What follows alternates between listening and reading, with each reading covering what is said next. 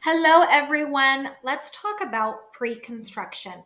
What is it? How can an investor versus an end user benefit? How can you win with pre-construction in a market where pre-construction has really slowed down? Just the pre-construction masterclass that I hope you'll find a ton of value in. So let's get right into it. What are we going to be chatting about? Well, to understand what's really happening with the pre-construction market, we have to understand the real estate market as a whole in general. So we'll talk about what's the context of everything that's going on right now in the real estate market and in the economy in general. Then we're going to be talking about pre-construction in general. What is it? Who is it for? Maybe who is it not for? Going into what the differences are between pre-construction versus a resale property. And then again, looking into the nuances and the what a pre-construction investor might look into versus an end user, so someone who will be moving into a property themselves. So whether you're looking to invest in pre-construction yourself, or you're looking to live in a pre-construction, buy and live in a pre-construction unit, and you have absolutely no idea what pre-construction is, or you would just like to learn more, this is absolutely the video for you. So let's head right into our market update. So of course, to understand how our housing market is performing and how it will perform, the affordability crisis, one of the key things that we have to consider is population. And specifically, I want to talk about immigration. Of course, the greater that the population is, the more housing units are required, right? So Canada's current population, I was actually quite surprised to find this out the other day, is over 41 million people. 10 years ago, that amount was just 35.5 million. So in 10 years' time, the population has grown by 15%. That's quite a bit of growth over just a decade. Immigration accounts for almost 100% of Canada's labor force growth. And from 2016 to 2021, 1.3 million new immigrants settled into Canada. This is the highest recorded number that we have seen. And about 480,000 came in this year, 2024. The government is projecting about 500,000 to come in next year and the year after that. The last time that we saw numbers this high, and they weren't even quite this high, was in 1913. Okay, so that's over 100 years ago. What's the reason for such high immigration numbers? Well, our population is aging, and it's aging quickly. We have over 500,000 Canadians that have reached or will be reaching the age of retirement each year. So immigrants will support the labor force. And just to note something is that 500,000 that I mentioned is coming in 2025 and 2026, and the numbers that I mentioned to you, 1.3 million between 2016 to 2021. These are just permanent residents. These are just individuals, immigrants who have come into the country who have a PR status. This does not include non-PR status holders. So these are individuals that might be students, they might be temporary foreign workers, they're here on a work visa. This group of people, there are no caps, there are no rules, there are no restrictions. So there are actually many more, at least triple, coming into the country, but 500,000 of those are permanent residents. Outside of that, we have over a million that are those that have a work visa or a student permit, but are not permanent residents here. So this graph just shows you the portion of the Canadian population that is made up of immigrants. And right now, about 24% of the Canadian population is made up of immigrants. That number is set to surpass 30% just after 2030. Additionally, almost 100% of Canada's population growth will come solely from immigration by 2030. So, what does this tell us? Well, we have hundreds of thousands of people coming into the country for the indefinite future, right? The government isn't making any plans to slow immigration down. And what do they need? They need housing. Something important to note is that there is a foreign buyer ban that is in place until 2027, meaning that any immigrant or individual that is not a Canadian citizen or a permanent resident, they cannot buy real estate until 2027. So what's their only option? What's the alternative for them? Is to rent. So of course, this does create some opportunities for those who are planning to invest in real estate, because housing is and will continue to be for the foreseeable future in very high demand. Okay. So we know we have all these individuals that are coming into Canada, all these newcomers, but we don't have nearly enough housing to support this huge influx of people. Specifically in the GTA, Ontario is the number one province, or sorry, I've worded that differently. When immigrants are coming into the country, there are two major areas that they're going to: the Greater Toronto Area and the Greater Vancouver Area. When they're coming to the Greater Toronto Area, the top two regions that they're going to are Hamilton and the Halton region on top of Toronto. We'll throw Toronto in there as well. But Halton has a huge, huge influx of interregional migration. So a lot of different regions within Ontario. Halton is up there in how many individuals from other regions in the province are coming into the Halton region. And then Hamilton has seen huge, huge, huge growth and an influx of new individuals coming into the Hamilton region, as well as commercial development in recent years. So don't worry too much about all of these numbers. I know I've been throwing a bunch at you, but let's just focus here on the blue line and the red line. So the red line shows population growth up until 2023, and the blue line shows home starts. So home starts is the new number of residential units that have begun construction. So concrete has been poured.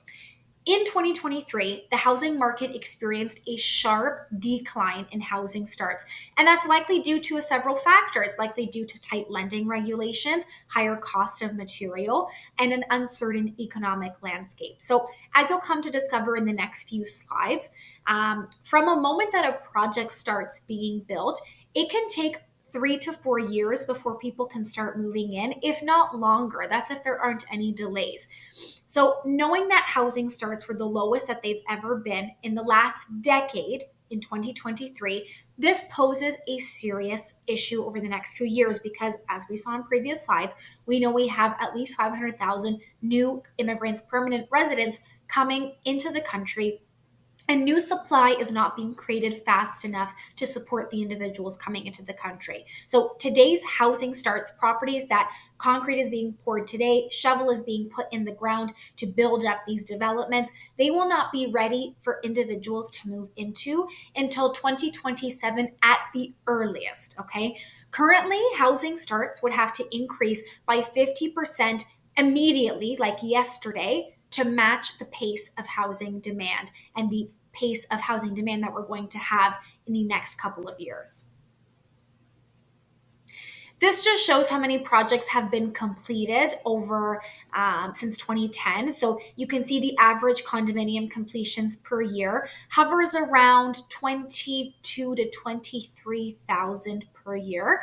And you can see that in 2024, we have a lot of condominiums that are scheduled or have already been completed. In 2025, we have above average numbers of 28,000, but then look at 2026, 2027, and going into 2029, we are way below the average completions or projected completions for condominiums starting in 2026. So what this means is we're going to have a future supply deficit. So again, don't worry about too many of the numbers here. What this is showing you is just how interest rates change housing prices. So you can see here in blue, that is the price of property or price of real estate. And then the black line here is the bank prime interest rate. So you can see here that when the bank prime interest rate goes down, when we see this first oval that's circled on the screen here, we see that property values and prices have gone up. You can see that when you can see that when they've started to go back up again. Okay, you see there's an incline right over here. Actually, I don't know if you can see my mouse, but regardless, if what we're seeing here essentially is an inverse graph where when interest rates go down, we see that property values generally go up. Okay. So that's enough throwing a bunch of numbers and percentages in your face. But essentially, what do we know? What have we learned so far? Our population is growing. It's growing quickly, and there aren't enough properties or dwelling units to support this population growth. So let's get into why we're really here. What is pre-construction? Let's learn more about it. So when you buy a pre-construction unit, it means that you're purchasing a contract to eventually own a unit that has not yet been built, okay? You're purchasing the unit from the builder, and the builder is selling the unit to you, the buyer, at expected prices, meaning that they are modeling how the market is going to perform when the building is set to be completed. And as we said previously, we know that it could take 3 to 4, maybe more years until the project is completed. The price that you pay when you are buying pre-construction is the expected future price for the unit. So because of this, pre-construction projects in the GTA cost about 30 to 40% more than resale properties. Resale properties being those that are already owned by an individual, they've already been built. So as a pre-construction buyer, you'd be paying more than what the property would currently be worth in today's market, with the hope, of course, that it appreciates during the development phases, so over that period of years, while it's being built, to hopefully be in line with or above resale values when the property does close. So from the moment you buy a pre-construction unit, it could take, as I said, 3 to 5 years for the building to be completed. And during this time, and this is a key difference with buying pre-construction versus resale, but we'll get into it more, is that during this time, you pay deposit structure in installments, and you do not need a mortgage until the property closes. So that 3 to 5 years down the line, you do not need a mortgage until then. More than that, we'll touch on in the next few slides. So builders generally require a deposit of about 15 to 20% of the purchase price. And one of the reasons why they require a much higher deposit structure than most resale properties is that they use these deposits, they use the buyer's deposits to fund the costs of construction. The good thing is that that 15 to 20% deposit is not all required at the same time or at the time of signing the agreement. It's actually spread out over time to make it easier and more flexible for the buyer to make the payments. So each builder will have their own deposit structure, but here's just an example from a previous project that I was looking at. So you would pay $5,000 when you sign the agreement. So when you sign on the dotted line, you would pay 2.5% of the balance of that purchase price in 30 days after signing, then 2.5% of the balance in 90 days after signing, again 2.5% of the balance in 400 days, 2.5% of the balance in 545 days after signing, and then 5% 90 days before occupancy, and 5% the remainder on occupancy. So that's where your 20% comes from. Now, in this market, it's not impossible to stretch when you submit the deposit or to negotiate the deposit structure. If this were a resale property and you were an investor, regardless, you would need to put down a minimum 20% down payment as an investor if it's not your primary residence. And you would need to have that 20% ready in 1 to 3 months rather than 3 to 5 years, okay? And again, this depends on the closing. But what pre-construction allows you to do is to spread out the deposit and the payments over a number of years, and almost acts in a way as a forced savings plan. So some builders will even offer, kind of as a bonus, interest on your deposit as well, again, depending on the builder and the project. Okay, so let's say you determine that you have enough, or you will have enough, to be able to gather the deposit for a pre-construction unit over the deposit structure that's set out by the builder. So what's next? What's the next step here? You want to ensure that you can actually qualify for the mortgage. So the key difference between purchasing a pre-construction unit versus a resale unit or property, and a feature that makes pre-construction very attractive and different from resale, is that you don't need, as I mentioned, you don't need to get the mortgage until the property closes. So you don't need to qualify necessarily until that property closes.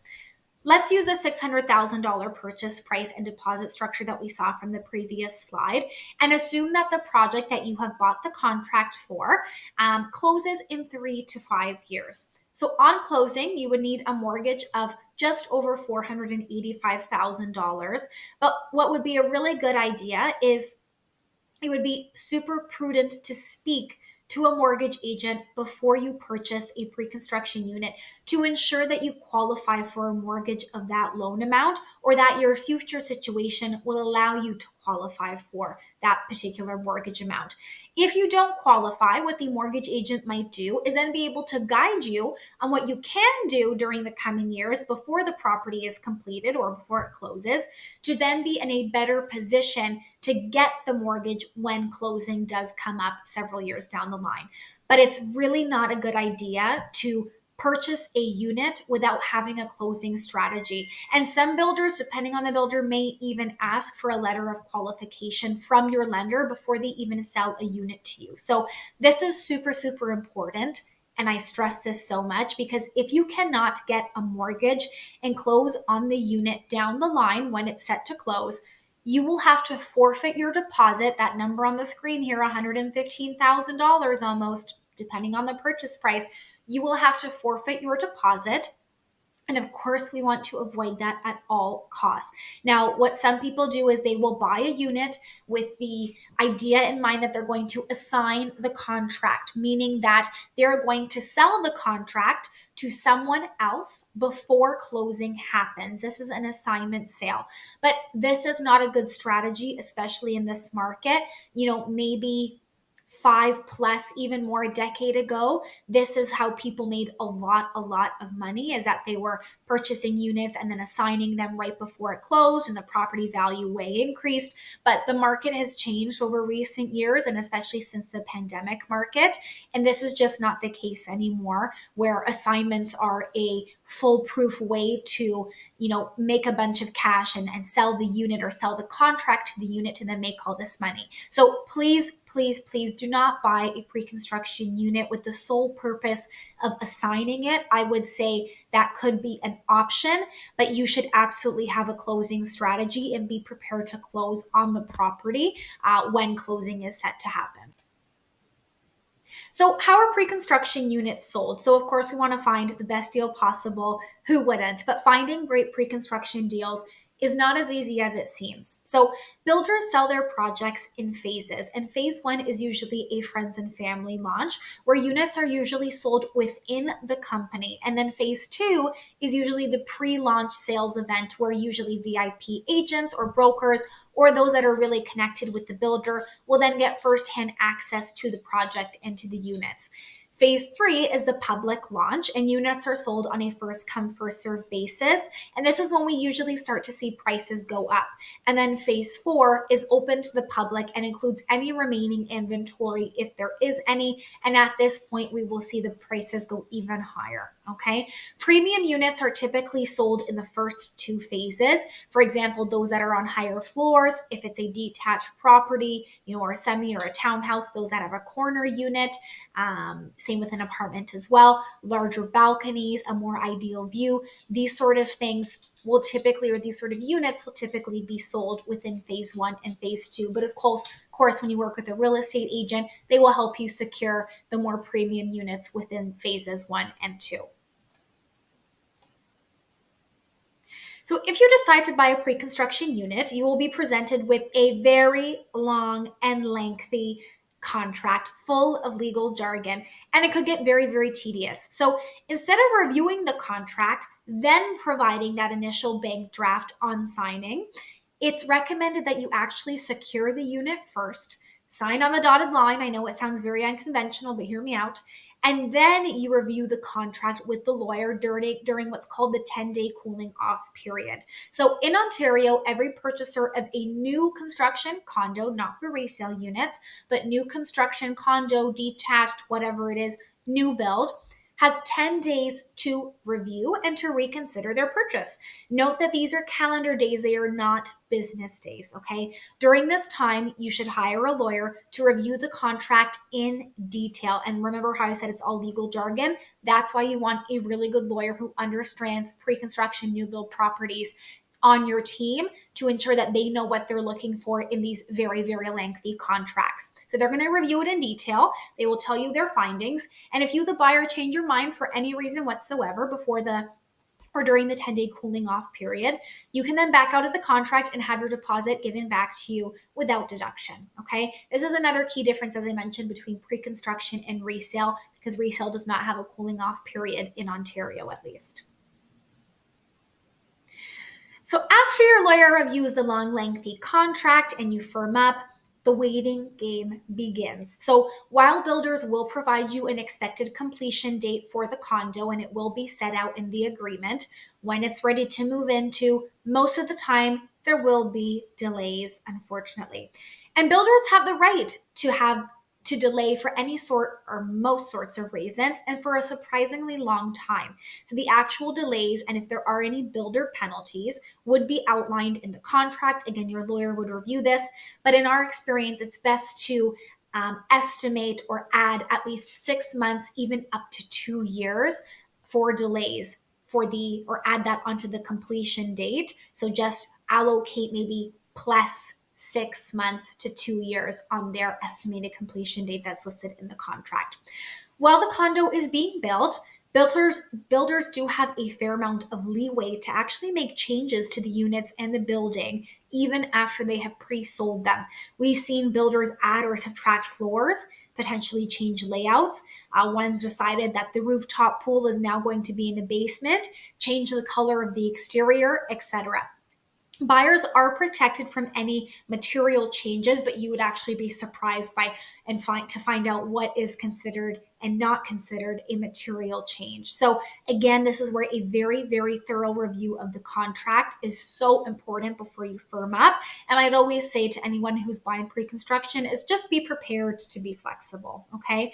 You may also be able to pay for cosmetic upgrades to the unit during this time. For example, let's say the standard is laminate countertops throughout the unit. You might be able to update that to quartz countertops, choose certain finishes, and hardware in general. All right, so when the building is close to being completed, but it's not yet fully done being constructed, you can move into the unit while construction is finishing up. And what this period is called is the interim occupancy period. So during the period of interim occupancy, the buyer does not yet own the condo. You are not yet on title, but you will have to pay an occupancy fee for each month during the interim occupancy phase. And that fee will usually be equal to roughly what your mortgage payment would be, plus your portion of the condo fees and property taxes. No transfer of land has yet occurred, okay, and no mortgage has yet been given, but you are allowed to move into the unit during this interim occupancy period. This period can last anywhere between 3 to 18 months, and keep in mind, this is so important, that even if you don't move into the unit during this period and it stays empty, let's say, you still have to pay the interim occupancy fee, and depending on the builder, you may or may not be able to rent it out during that time. If, let's say, you've bought it for investment purposes, some builders will allow you to rent out during interim occupancy, others will not. So again, review that contract thoroughly with your lawyer. It's important to note that this fee is not credited towards the purchase price, okay? And something that I want to note, a little bit of a sidebar here, but something I want to note about condo fees is that they can increase substantially in the first few years of the property being complete, because they don't know the actual cost of running the building until it's been built and has been functioning for a period of time. All right.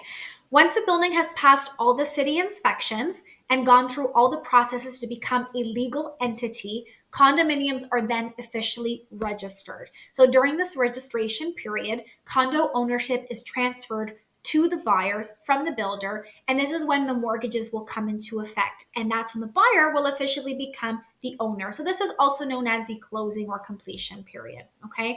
This registration period by the condo can take anywhere from 3 months to 2 years, though usually it happens 4 to 8 months after people begin to move in during the interim occupancy period.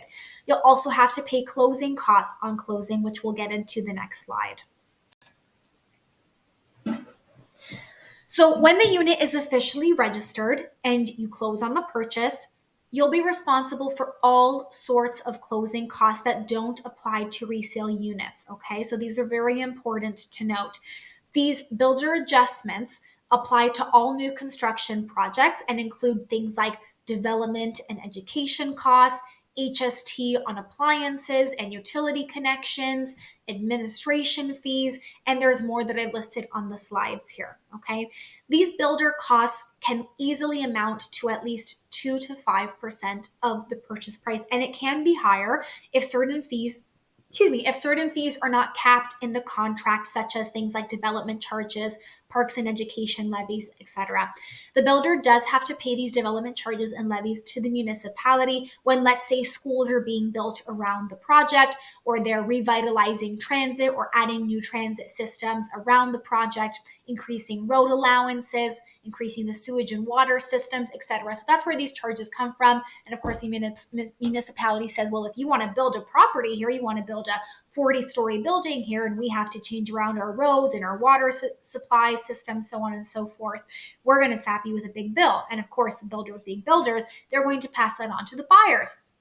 And they can get, unfortunately, very, very high. So that's why it's very important that these fees are capped in the contract, because otherwise you will get a massive bill on closing. Okay. And you have no recourse if these fees were not capped using a particular clause in the contract.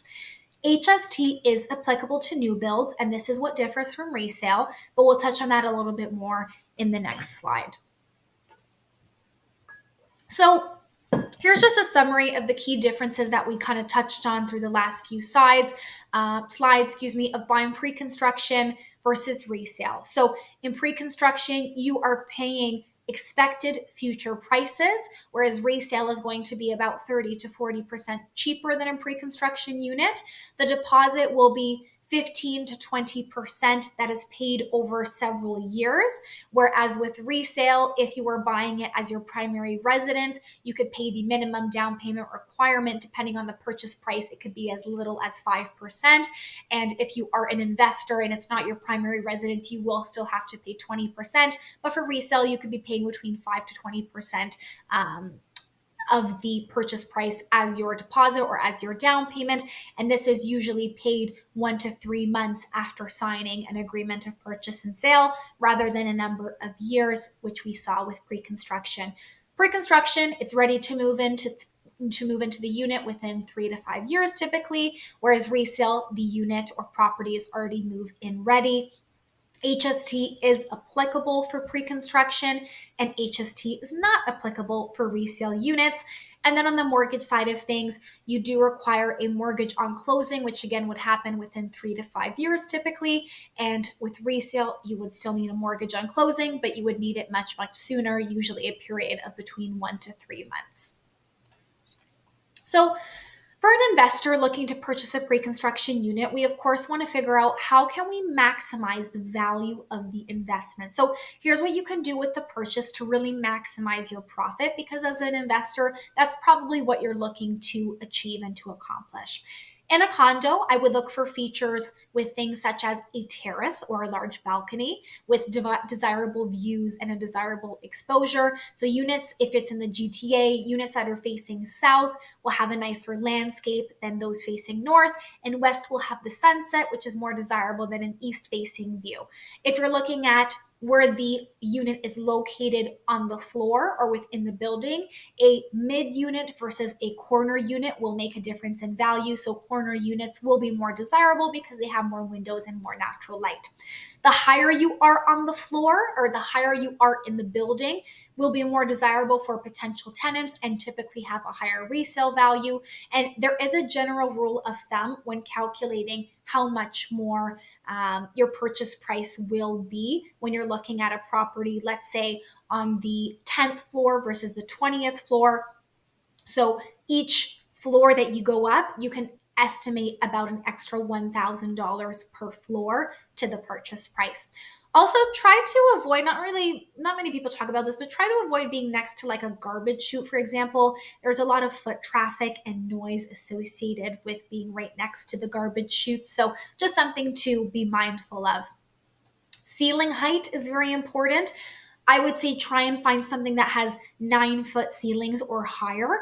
And size and layout, of course, is going to be exceptionally important. A 1 bedroom plus a den is much more desirable and has higher resale value than a 1 bedroom, especially because we've seen this huge swing towards remote or hybrid working, where we have a lot of people that are now working from home, if not every day, at least multiple times a week. And so to have that extra den space works great as an out-home office.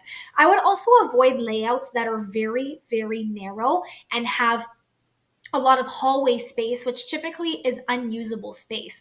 And also avoid properties that have very little closet space, because we know that a lot of people come with a lot of baggage and a lot of things, and sometimes putting it in the locker unit is just not feasible for them. They need to have easy access. So finding something that perhaps has a walk-in closet or a pantry, those things will definitely help with resale value over time as well. These are also the type of upgrades that can't typically be added to the unit after it's built. And so that's what makes these type of upgrades hold their value. And of course, lastly, what's so important? Location. I know it's the old location, location, location, but people say it over and over because it is so true, especially for an investor. When you're looking for a condominium where you might not want to pay extra for parking, and I'd actually advise against buying a parking space for an investment condo, because the cost that you get per month in rent is not usually worth the premium that you would pay. So you could pay for a parking spot that's upwards of $60,000 depending on where you're buying. So this is where location is really, really paramount in case you don't or you did not buy a parking space. You want to look at properties that have really, really great rock. English has left me. You want to look at properties that have really great walk scores. They are close or within walking distance to public transit, to schools, to shops, restaurants, groceries, parks, and much more. Okay, so those are really key things to look into when you're buying a unit, and specifically you're not going to be purchasing a parking spot. Now, there are a number of important things to look out for and be aware of in your contract. In general, to ensure that you are protected. And we kind of went over these before, but I just want to summarize them very quickly here. So number one is capped development charges and capped levies. So these can be negotiated with the builder typically. Again, this is where you need a realtor on your side or a representative that's really going to work for you. So try and stay away from working with someone who's associated with the builder directly. The right to assign the contract. Bonus if they allow you to market the assignment on MLS, because some builders do not. So, as I mentioned before, please do not buy a pre construction unit with the sole purpose of assigning the contract. Used to make people profit 10 years ago. It's just not the case anymore. It's risky. You could lose money. So please have a closing strategy, at least in this market. Maybe I'll watch this video 5 years down the line and say, Maria, that was so silly of you to say. But as of right now, this is what I recommend for people looking to get into pre-construction. And then for the investor, it's really important to look for the clause that allows you the right to lease the unit during that interim occupancy period. Extended deposit structure is phenomenal, especially to just allow you to space out your payments over time. Bonus if they offer interest on your deposit as well. And then you want to really, really make sure that you're going with a reputable developer or builder who has a proven and long track record of finishing their projects on time. They have good build quality. There's no project, or they've had no project cancellations in the past. And they have deep pockets in the event that the market is slower as it is today. They're able to complete the project and complete it on time because they have significant funds to delve or to dip into. We also want to look at the cost per square foot. So when we're comparing units in the same building, you may find two units that are of the same size, but one costs more than the other per square foot, whereas the former might be a little bit cheaper, but has less usable space. So kind of to rephrase that here in a better way is, let's say you have a unit that says it's 580 square feet, and you have another unit that says it's 520 square feet. So for the one that's 580 square feet, of course, your cost per square footage, if it's the same cost for both units, is going to be a little bit less, But the one that's 520 square feet, the cost per square footage is going to be a little bit more. But when you look at the floor plan, you might find that, 100 square feet or 80 square feet, maybe a little bit less, a little bit more, is just hallway space, is unusable space in the foyer. You can't set up an office there. You can't set up a bedroom there. You can't set up any form of storage space. So it might actually make sense to pay for the one that's a little bit more per square footage, but it has more usable square footage space. Also, you want to look and see what other incentives the building is offering. So, for example, they might be offering a rent guarantee for a specific period of time, no condo fees for a specific period of time after the property closes. Sometimes I've seen free property management for investors, credit on closing. I've even seen fairly recently Louis Vuitton bags offered to all buyers who buy a unit with a specific builder within the GTA. Lastly, we have to consider and really look into what future development is happening around that project. Is there growth in commercial development, improved and increased infrastructure, increased number of permits, etc.? Because of course you want to be, as an investor and a place, or even as an end user in the event that you plan on selling the unit in the future, this works for both parties. You want to be somewhere that is going to be highly desirable in the future, which will way increase your value. So that's where those things like, is the transit improving? Is it going to be good for commuters? Is there, good schools in the area? Is there going to be a lot of jobs that are coming into this area? So we have people that are going to be looking for housing in this area. That's where the commercial development and permits come into play. So looking into the future development of that particular area or directly surrounding that development is also very, very important before you secure that pre-construction unit. So that is the end of the presentation. I hope you found it very valuable. If you want to chat further about pre-construction, if it's for you and your particular scenario, please reach out to me. I'll put all my information in the description box below. This could be a great investment opportunity, especially in this market where builders are and developers are offering really, really good incentives to get people to purchase their units. We might have a little bit of negotiation room depending on, again, the project. So reach out to me if you want to discuss a little bit further and see if it is in fact for you and how you might be able to win with pre-construction in a market where it is a little bit slower than recent years. So I hope you have an amazing day, and please reach out anytime to have a little chat.